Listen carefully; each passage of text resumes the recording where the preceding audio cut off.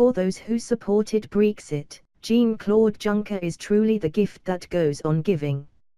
Indeed, every sentence uttered by the European Commission President underlines the wisdom of voters' decision to pull out.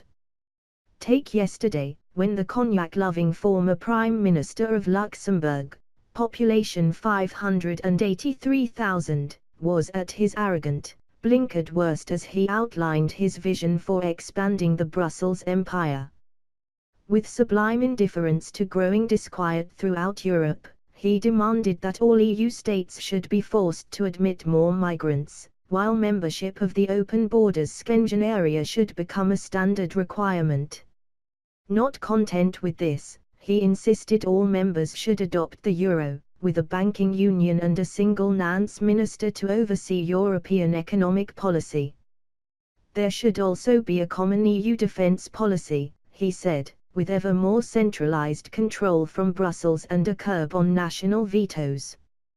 To cap it all, he called for the whole show to be run by a single powerful president, combining his own role with that of the European Council's Donald Tusk.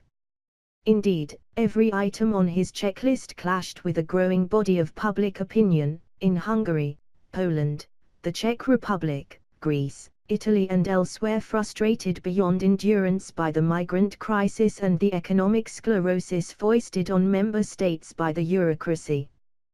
But then what did unelected, unaccountable Brussels ever care about voters' wishes?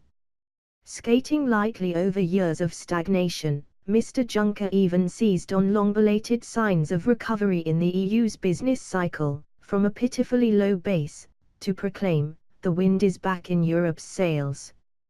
He should try telling that to the lost generation in Italy, Spain and Greece, where 35 to 45% of young people are out of work, their lives laid waste by the straitjacket of the one-size-fits-all euro. What a contrast to Britain, where yesterday's figures show the jobless rate tumbled to 4.3% in the year after the Brexit vote. As for Mr. Juncker's claim that partners all over the world are queuing to sign trade deals with the EU, they'd better be prepared to wait. As the UK is discovering, negotiating with Brussels is like wading through glue. Meanwhile, the US ambassador signals full steam ahead for an Anglo-American trade deal. Half sneering, half threatening, Mr. Juncker declared yesterday that we will soon regret Brexit. I beg to differ.